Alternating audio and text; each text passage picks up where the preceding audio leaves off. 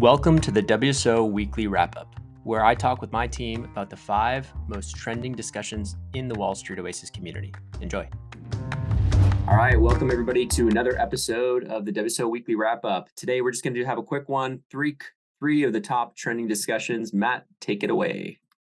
Sure, thanks, Pat. So yeah, it looks like we have a short bench today, just Patrick and Nabil on the panel.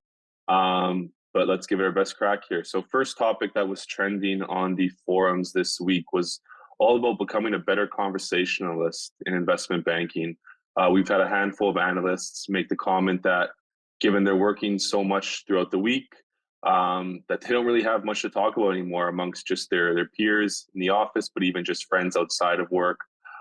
Specifically, we're hearing some talk around, given that they're working all the time, I don't know what to talk about anymore, and even just feel odd writing this forum topic itself. So definitely an interesting topic here. Pat, what are your thoughts on how to become a better conversationalist? Is this something that you felt during your time as an investment banker? Yeah, a little bit. I mean, I think there's certain like conversation topics like sports and stuff that you can always kind of lean on if you're into sports, or, whether it's basketball or, football or whatever season it is.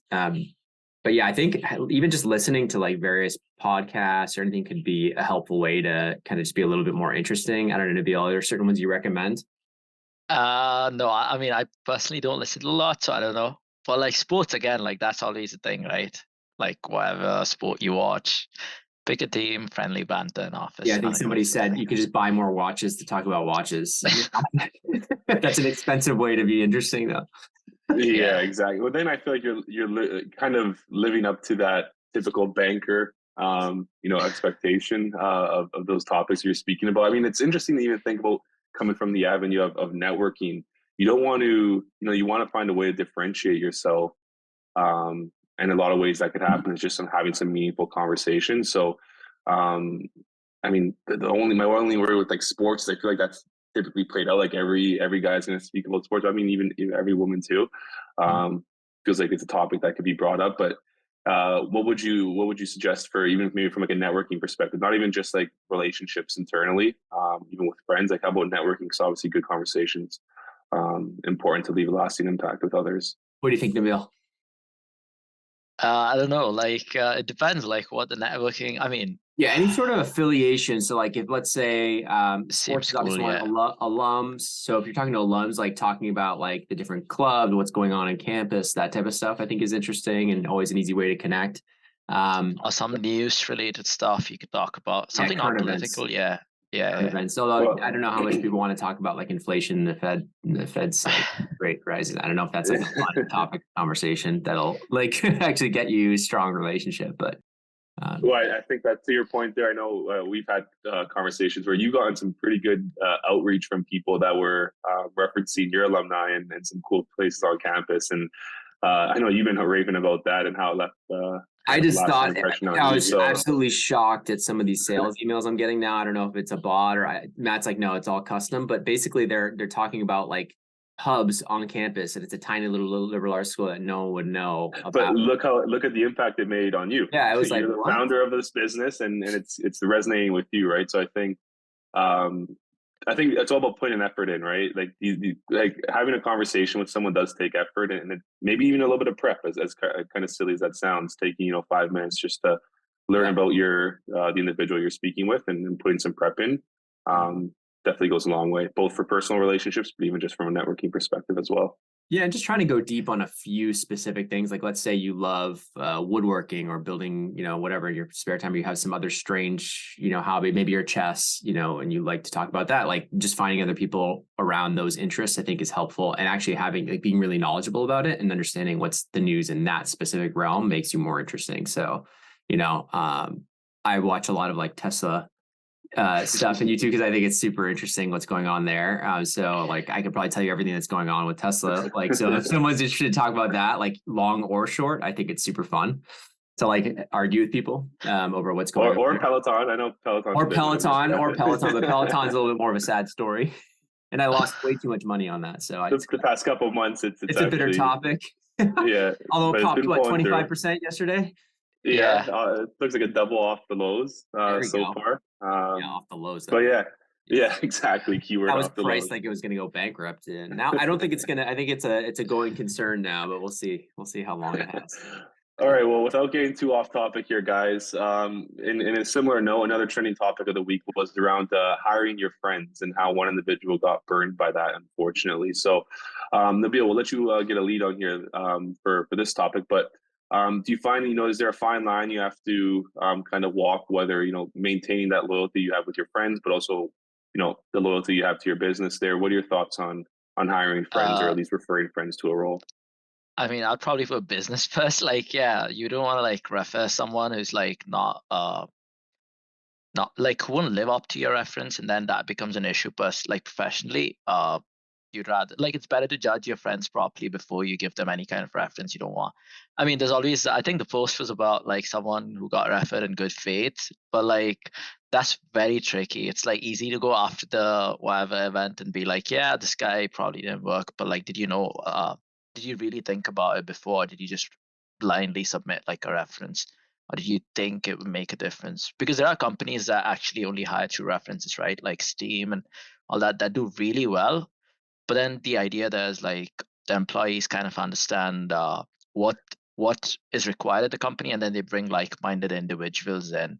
But then if you don't know like them perfectly, are they gonna fit in this role and you make a reference? That's like bad for your like career or whatever. Sometimes it could leave a bad taste in your managers or whoever's It's mouth or whatever. introducing Yeah, it introduces a lot of risk that you don't exactly. really Yeah. have control on, right? I think that's the scariest Can we part. just talk Is about the ridiculous actual story though? The guy brought somebody in for a banking, and in the middle of the week he's gambling in Vegas. He just leaves to go to Vegas, and he's at the craps tables, and he's like, I'm good. Like, don't worry about it. They're like, where are you? He's like, oh, I'm in Vegas. Like, he's not even trying to hide it to his buddy.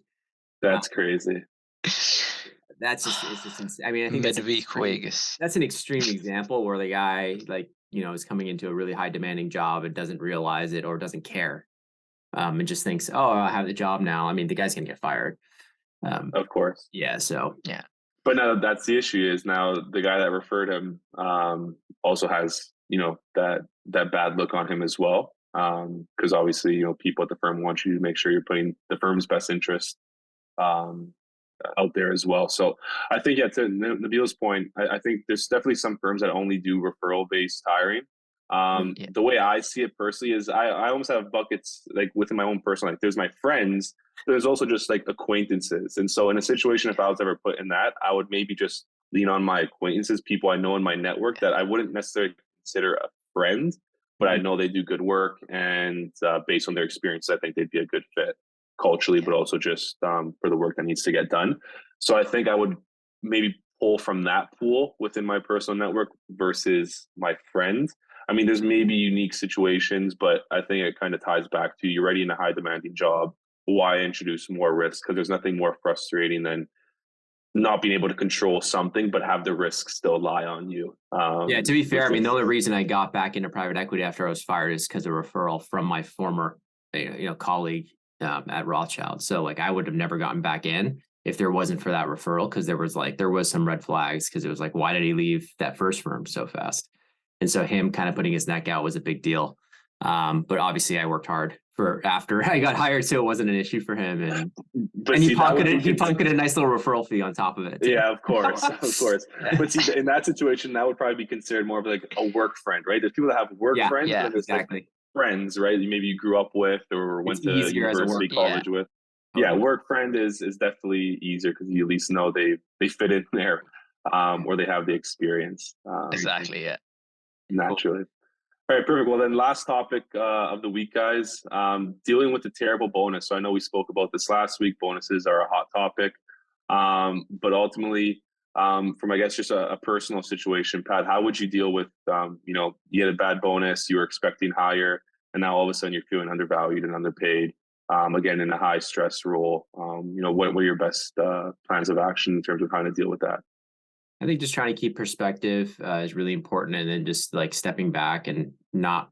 It's really hard when you're working so long for your work not to define kind of who you are and feel like it's like what you are. It's like, I am an investment banker. It's like, or I am a private equity associate, because you're working, like literally almost all your waking hours are spent in the office or working on that stuff. So it's one thing to say like, oh, take back, get perspective, but it's hard to actually do. But it's important that in those moments where like you get really kind of maybe down on yourself because it was such a disappointing number on the bonus, that you kind of just take perspective in terms of where you are career wise, how lucky you are to have that role, and the learning that you're actually getting from it.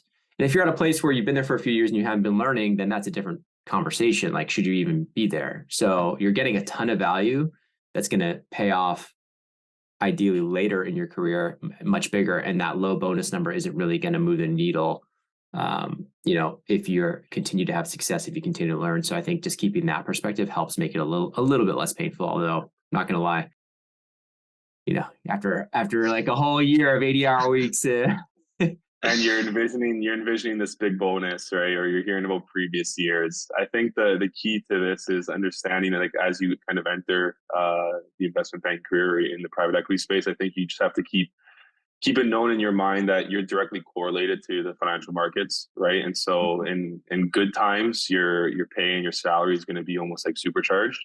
Right. So it's that roller coaster mentality, and kind of really just applying that throughout your life. Because I think, without getting too philosophical here, that you're going to have your ups and downs throughout your whole life. And I think it's just really just kind of maintain that level mindset. You may have a bad year, but then again, that's the result of the economy, overall macro conditions. But when times are prosperous, then you'll be extremely happy about the salary and the work that you put in, and the payoff you'll be getting. Bill, any thoughts on that? Yep. No, I agree fully. Yeah, I was going to say the other thing that's probably skewing things and making people even more pissed off is not just the weak macroeconomic environment, but is the fact that base salaries got so jacked up during 2021 and 2022, like when they all accelerated from like 90K, 80K, 90K base all the way up to like 110 to 120, that the banks just like front loaded and just recouped it on the back end with the bonuses. And I said, like, there's no way they're going to be paying kids right out of school like over $200,000 as a consistent thing, How many people have we spoken to, Pat, the past year? People that are now VPs or even MDs that are saying they wish they got paid this straight out of school, right? Like, I know when you guys joined, it was like that 75, 80K was your base. And 55,000 base when I joined. I remember, I'm old. So 55,000 base. I think it was like 65 at some banks, but it was like 55. And then my first bonus was, what was it? 35,000. Damn. Which was like, it was like it was amazing. And then like, I think they raised my base to like 65 in the second year. And then my bonus was like, man, why am I blanking? How can I forget that? I think it was like 65 or something like that. So it was a much bigger bonus in the second year. Yeah. PE was obviously a jump from there. But now you got 24-year-old kids rolling in 200 grand. Yeah, they're getting like 110. They're getting 110 base, which is more than like, obviously with inflation, not quite as severe. And then everyone is wondering why Rolex prices last year were going through the roof, and your Gucci loafers and your Hermes ties, right? I thought there was a funny, I think it was a funny comment here where they said like you should create a fake award ceremony for yourself and give yourself a speech, best effort, worst reward, and with an acceptance speech. Maybe you could stand up in the bullpen and give it to everybody. Yeah. That'd be interesting. I'm sure if that were to ever happen, that would make its way onto the forums. Yes, it would, especially so recorded. Yeah, people getting chirped. We'll definitely be getting some emails through our support. But yeah, anyways, guys, we'll keep it short this week. Definitely a short bench. Lots going on, but appreciate, Pat, your time, Nabil, your time, and we'll see everyone next week. And thanks to you, my listeners at Wall Street Oasis. If you have any suggestions whatsoever, please don't hesitate to send them my way, Patrick@wallstreetoasis.com. Until next time.